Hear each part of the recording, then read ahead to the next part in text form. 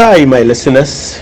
Once again, this is retired Lieutenant Colonel Samsudeen Sarr, former commander of the Gambia National Army, reading from my book, Testimony of the Gambian Military Officer and a Diplomat. I had initially chosen to skip chapter 21, which details the events leading to Chairman Jane's complete seizure of the powers of his Vice Chairman Edmund Samatte. However, my decision changed after recently watching an inaccurately glorifying video on YouTube. The video, compiled to praise the soldiers who seized power in the Gambia in 1994, failed to highlight the treachery that marred their objectives, resulting in the disintegration of their team and the failure of their purported original intentions. Consequently, I decided to revisit chapter 21 after reading chapter 23 last Wednesday.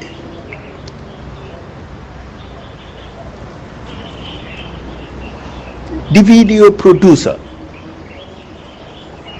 heavily relied on hearsay and questionable testimonies from the Truth, Reconciliation and Reparation Commission (TRRC). Upon closer examination, I found the narrative to be romanticized, distorted, and mostly inaccurate, particularly in Edmund Samatte's testimony. I believe it was intentionally choreographed with lead counsel Samba Sai Tal to mislead both Gambians and the global community. Interestingly, Samatte attempted to portray his former boss Haja Jane as a coward on the day of the coup, suggested that Jane tried to avoid their march to the State House to overthrow the PPP government on July 22, 1994. However, one cannot forget how Samatte used to sit beside Jane, nodding in agreement to everything he uttered, even when it seemed doubtful. In fact, I used to call him the nodding Samatte sycophant. Certainly, by the latter part of 1996, Samatte behaved as if he were equal to Jane, especially in power sharing and influence in the government. Yet, what Samatte should have honestly stated at the TRRC was that his boss, in a humiliating manner, had completely taken over his powers before the 1996 presidential elections, reducing him to the subordinate he remained until the end of the regime. This is the story I will delve into today, on this Friday, the 14th of November, 2023. So let us begin. Chapter 21.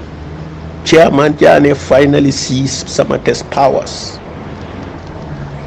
Just before the presidential elections in 1996, the Jane-Samatte unique comradeship suffered a serious setback. The first major problem stemmed from one of those ingenious actions periodically initiated by Chairman Jane to further strengthen his ultimate authority over the AFPRC government that, in the eyes of many, was still seen as being superintended by the two principal remaining council members, the chairman and the vice chairman. It was not just enough for Jane to be promoted by Commander Jara to the rank of a colonel, while Samatte remained a captain, which to an extent separated their equal powers since that day on. But the chairman wanted far more than that. He wanted all powers anchored to his table, alone, with little or nothing left for his powerful defense minister and deputy.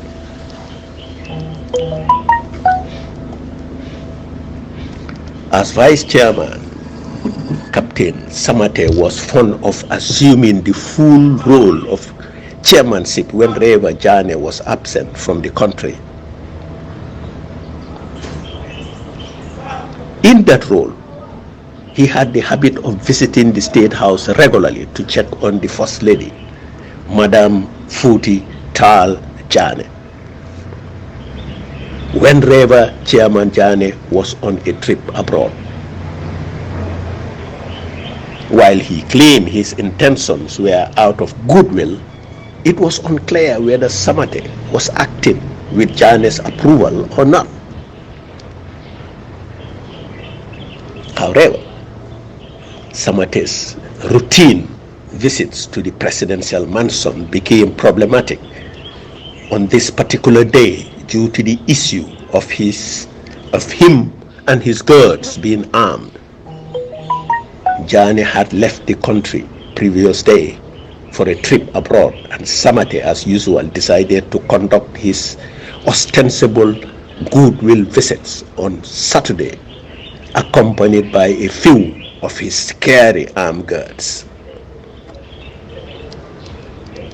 Lieutenant Landing Dabo, the State Guard commander, seemingly notified of the vice chairman's visit, had assembled his most reliable men, including the feared Staff Sergeant Iliman Mare, and deployed them at the gate to prevent Samate from entering the premises.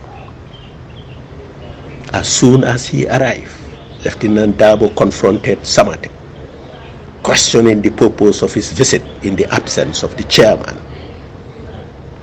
Samate couldn't understand the actions of Dabo and was furious beyond imagination. The situation escalated, and Dabo's men even cocked their rifles, ready to shoot if the vice chairman had attempted to force his way into the compound.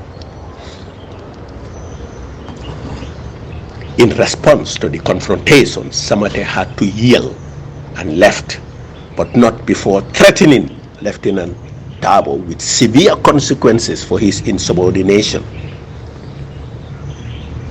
Samate immediately contacted Commander Jara and ordered him to send soldiers from the Yundum barracks to arrest Dabo and take him to Mile 2 Central Prisons for incarceration.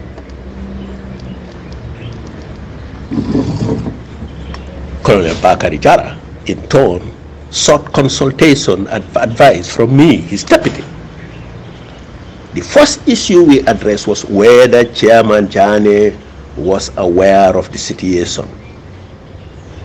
Based on the evidence gathered, it seemed Jane was not in the picture. Landing Dabo's appointment as the commander of the State Guards by Chairman Jane departed from standard procedures and was not influenced by the Gambia National Army Command Center. It was speculated that ethnic reasons might have played a role in the decision, because both Dabo and Jane were of the same ethnic group and even preferred speaking to each other in their native language.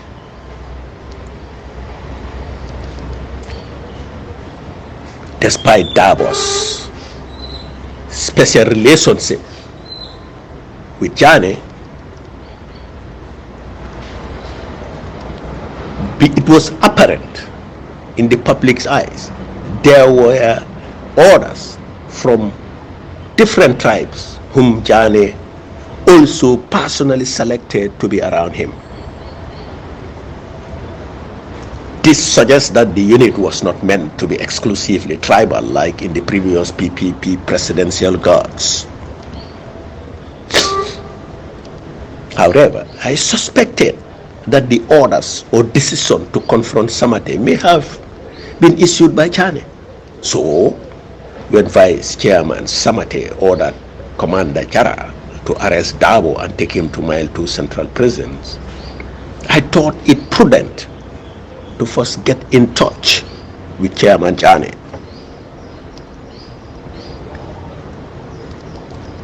It didn't take long for Commander Jara to contact Chairman Jane abroad, who sternly opposed the order of his deputy and made it clear that Dabo must not be touched by anybody until he returned.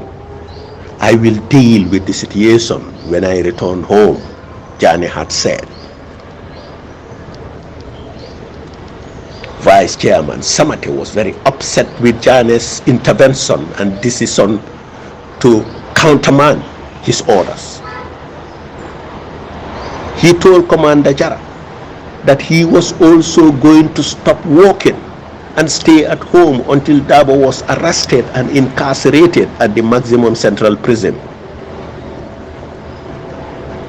Taking the lieutenant to Mile 2 prison would have ended his career and even probably his life. Chairman Jani came back the following week and was again seen at the foot of the aircraft in high spirits, smiling and talking to Lieutenant Dabo as if nothing had happened.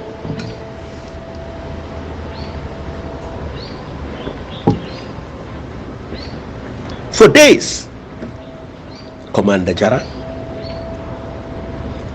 the Army Commander, the NIA Director, Mr. Pamba Baji, and the Inspector General of Police, Mr. IRF Jane, worked feverishly to get Chairman Jane and Vice Chairman Samate to resolve their disagreement over the issue. Chairman Jane finally swore that he would not do anything to Dabo, while Samate insisted on resigning if Dabo was to go unpunished. Finally, Chairman Jane made up his mind and told the 3 service chiefs to go and tell Samate to tender his resignation letter, which he will immediately accept if he believes that Lieutenant Dabo, the State Guard's commander, must be punished for carrying out his normal responsibilities.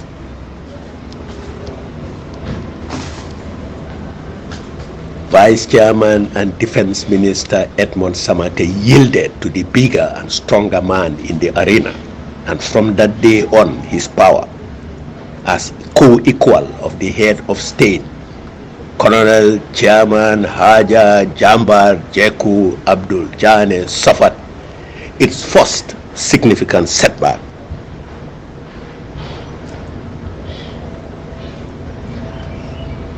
Jane released the notion of embellishing his already lengthy and eccentric name with prestigious titles as head of state.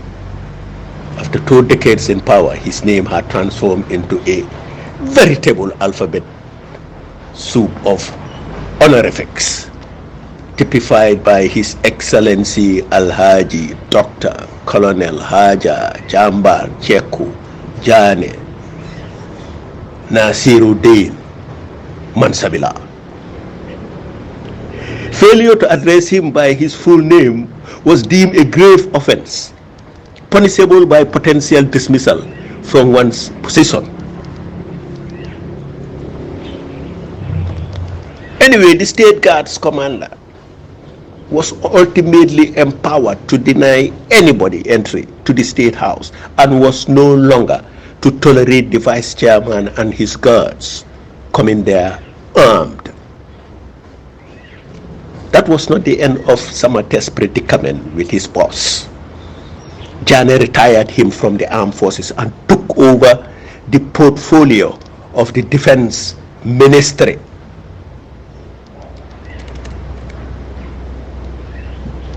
In hindsight, however, arresting Lieutenant Dabo by Gambian National Army soldiers without consulting Jane was not going to be that easy or successful.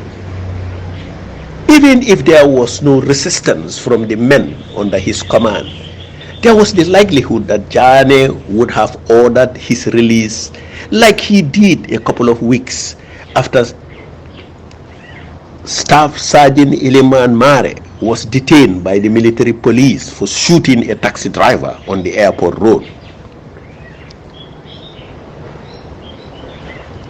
The chairman had just left the country on another one of his foreign trips and his motorcade of mainly military vehicles took off in their usual high-speed drive on the narrow highway from Yundum Airport back to the State House in Banjul. Then, between Latrikunda Sabeji and Talinding settlements, where the road was narrower, a taxi driver pulled out of a side road, almost causing the lead military vehicle to hit the car. Both drivers skillfully averted what could have been a very bad collision. Staff Sergeant Eliman Mare, as usual, happened to be in that lead military vehicle. He ordered his driver to stop instantly. Out of the vehicle, he pulled out his handgun while the crowd watched, and he walked to the motionless taxi on the sidewalk and shot the driver twice. His first bullet missed, but the second one got into the driver's abdomen. The sergeant simply walked back to his vehicle and ordered the driver to leave. The police were the first at the scene, and they rushed the man to the main hospital in Banjul before reporting the incident to the army headquarters. In their wildest dreams, the police will never apprehend a Gambian National Army soldier for anything, especially the staff sergeant whose powers at the State House and brutality in the streets epitomize the evil activities of the AFPRC military government. One could fairly say that Staff Sergeant Mare was one of the biggest thugs among Jane's guards. He wasn't just someone who would easily lose his temper and do stupid things. The man looked extremely ferocious and abnormally fearless. There was, of course, the usual myth created around Mare that he was from one of the traditional families in the Gambia with special supernatural powers, always clad in bulging uniforms due to the jujus he wore underneath his shirts and pants. Mare showed little respect for military protocol or seniority, behaving in any manner he pleased. He will fight and beat up civilians in the streets, walk into offices of senior government officials and private businessmen asking for financial help, and they will comply more out of fear rather than generosity. He had lived far beyond his means, marrying 2 wives, driving a government-allocated private car, and owning properties in the form of land that even the army commander couldn't afford. Mare was infamous for frequently stating that his life was for Chairman Jane, and anyone who intended to harm the Gambian leader must kill him first.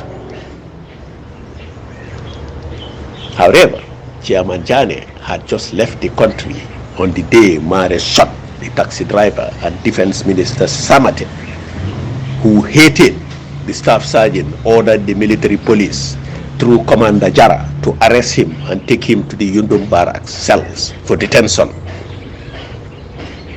The military police commander refused to go to the State House to arrest Iliman Mare, as even Commander Jara thought that that was unthinkable. Instead, the State Guard commander, Lieutenant Dabo, was called to inform the sergeant to report to the military police office at Yundum barracks for questioning about the shooting. Meanwhile, Commander Jara had assigned me to the hospital to check on the condition of the taxi driver. Luckily, the injury in his abdomen was not life-threatening. The bullet had missed critical organs and major arteries that could have killed him if hit. Mr. Kamara, the principal hospital executive, assured me that the driver would be given top priority and will definitely survive. I expressed my concern, saying it will be embarrassing if he dies. I know that Camara admitted. At the Yundum barracks, MP office, Iliman arrived with his pistol in a waist holster and refused to disarm. He gave the MPs an hour at most to finish up with the questioning and threatened to leave if they were not done. The MP commander called Army headquarters to report the uncooperativeness of the surgeon and to seek guidance on what to do next. Samate consulted Jane abroad, and the chairman ordered the immediate release of Sergeant Iliman Mare. As far as Chairman Jane was concerned, it was the taxi driver's fault, since all vehicles were supposed to stop moving when the presidential motorcade was on the highway, whether he was in it or not. Jane stated that Iliman was in charge of the State House Armory and could not be away from that location for more than an hour. The MPs were ordered. Hold on. The MPs were ordered to release Iliman right away. The taxi driver, however, survived his injuries. So if Dabo was arrested, as Samate had ordered, it was very likely that Jane would have similarly intervened and demanded his release. It was indeed reasonable to believe that Dabo acted on Jane's orders with the intention of curbing the powers of his vice chairman, and the captain now realized that. Bluffing about resigning if Dabo was not punished was the ultimate test of his authority, and that failed embarrassingly.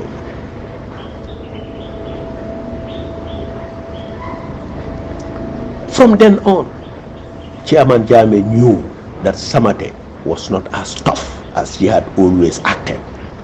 Furthermore, Jane didn't only strip him of his portfolio as defense minister and took over the portfolio. He came up with more. The biggest blow to the young captain was the constitutional amendment supported by Jane to ensure that Samate, due to his young age of less than 30 years, wouldn't qualify for the position of vice president after the 1996 presidential election. That the newly created political party, the Alliance for the Patriotic Reorientation and Construction, APRC, had won.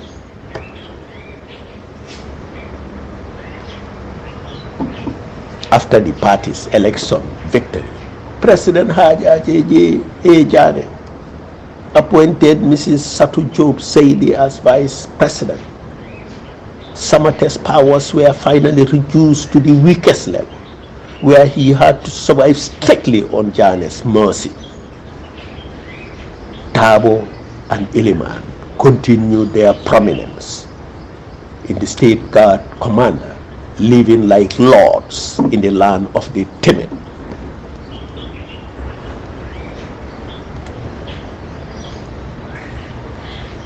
During the presidential election campaign in 1996, there was an incident one night when the largest opposition party in the country, the United Democratic Party, tried to march into the city of Banjul with the full force of their followers. But before crossing the famous Denton Bridge, members of the State Guards, led by Dabo and Iliman, confronted the opposition party militants there and beat them mercilessly, forcing most of them to abandon their vehicles and run for their lives all the way back to the convoys.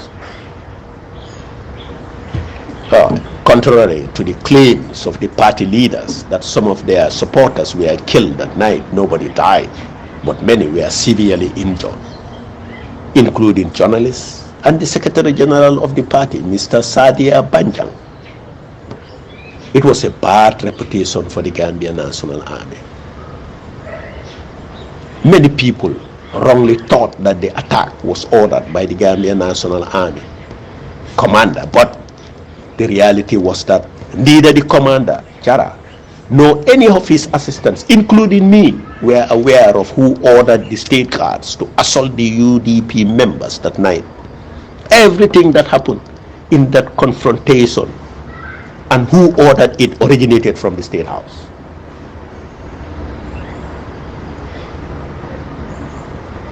Landing Dabo and Iliman Mare remain ever more powerful with the unflinching support and protection of Chairman Jane. In fact, in 1997, Lieutenant Landing Dabo, for reasons known only to him, attempted to instigate some officers in the army to demand the removal of Commander Bakari Jara as army commander. He took bold actions by personally going to the camps and distributing handouts of an article he had written criticizing the commander without providing substantial evidence. Commander Jara, upon learning about this campaign, demanded that Jane takes actions against Dabo to prevent endorsing insubordination. Jane eventually agreed to punish Dabo by suspending him indefinitely. But this light punishment raised concerns about Jane's endorsement of the lieutenant's misbehavior. After about a month, Jane recalled Lieutenant Dabo to report for duty as the State Guard commander, further indicating possible approval of Dabo's actions and creating an impression that he was above the rules and regulations governing the Gambia National Army. Dabo's alliance with Iliman came to a gruesome end in 2000, when both were accused of attempting to overthrow the APRC government of President Jane. Iliman was killed that night and Dabo wounded in a reported gunfight that he seriously disputed years later. He was tried by court-martial and sentenced to 19 years imprisonment. However, in 2015, he was among the hundreds of prisoners pardoned by President Jane in a general amnesty. The new APRC government in 1996 brought a more mature political team to power. The civilian government headed by President Jane and Vice President Job Saidi was more acceptable to both the world and the country. The new constitution which came into effect reduced the reliance of decrees and allowed for a more reasonable approach to handling security and judicial matters.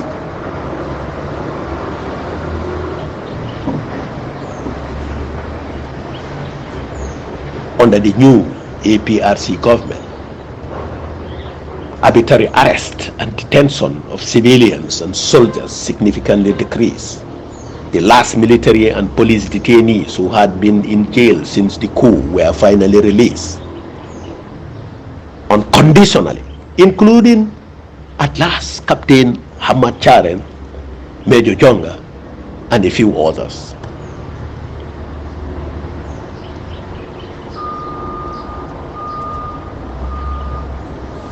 The new constitution also established a National Security Council composed of the President as chairman, the Vice President as Vice Chairwoman, and the three principal heads of the security services.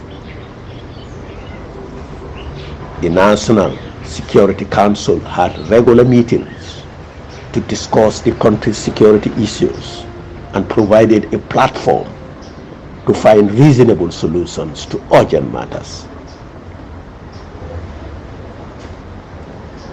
Despite not being officially eligible as a member, I was nevertheless appointed to the National Security Council by Commander Jara. However, Commander Jara rarely attended the meetings. By 1999, just before I lost my job, Vice President Job Saidi played a crucial role in keeping the council active by regularly calling for security matters, even when there were no specific problems to discuss. Behind all the efforts of the National Security Council to keep the country secure and orderly, internal problems beyond our ability or means to tackle persisted. And even with equal representation by the three service heads in the council, the National Intelligence Agency continued to cause problems with negative consequences for the government. Their secretive operations without prior communication to the NSC, National Security Council, often led to confusion and embarrassment. Exploiting President Jane's impulsive nature, the NIA will feed him inaccurate information about vague conspiracies and conspirators aiming to depose him. Unfortunately, innocent people would suffer unnecessarily when their lives were exposed, leading to embarrassing situations to the government. The National Security Council tried to do damage control, hoping that the NIA will eventually learn how to operate within the rules, but the agency's behavior showed no signs of improvement.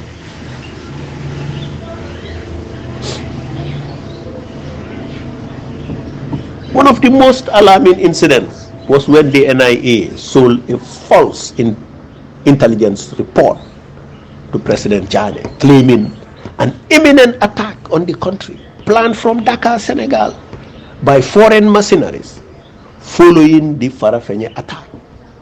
The source of this intelligence, as they said, was an Ivorian man who stayed at the Kairaba Hotel, sponsored by the government. The report accused former Vice President of the PPP government, Suku Samate, living as a refugee in Senegal, of masterminding an armed insurgency to rescue his brother, former AFPRC Vice Chairman Kending Singate. It was clear the NIA's report lacked credibility, as Suku Samate and Kending Singate were not related in any way. Despite this, President Jane acted hastily, issuing drastic orders to transfer the entire soldiers and the battalion commander of Yundum Barracks, Captain Besenti Jara, to Farafenni Barracks without proper verification. In response to the situation, the Gambia National Army decided to consult the Senegalese security forces for assistance. They confirmed that the address provided by the Ivorian was a junkyard in Dakar, and they were willing to cooperate further if needed. The NIA later reported that the Ivorian informer had disappeared, leaving doubts about the truthfulness of their claims. The NIA's survival tactics, which included fabricating cases and using unreliable sources like soothsayers and marabouts, caused significant problem to for the soldiers and officers in the Gambia National Army. The deputy director, Landing Kuje, was hired for his supposed supernatural powers, leading the agency to frequently rely on superstitious practices instead of credible intelligence gathering. Landing Kuje's appointment in the NIA drew a parallel to Iliman Mare in the State Guards State Guards Company rather. The Kuje family consisted of 3 active men in the Jane government. Apart from Landing, the sorcerer, there was Jack Kuje, the protocol officer, and Sumana Kuje, Jane's business partner.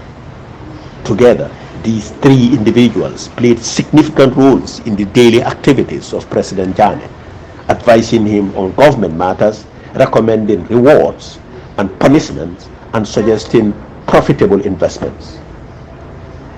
However, the most prominent and influential among the 3 was Landing, the NIA deputy director, who later became the director general. As time went on, tensions within the family began to rise, leading to their clash with President Jane, which ultimately brought the downfall of the entire family. And this is where chapter 21 ends. And I thought I should share it with you today, this Friday. You guys have a nice day, and as usual, Juma Mubarak.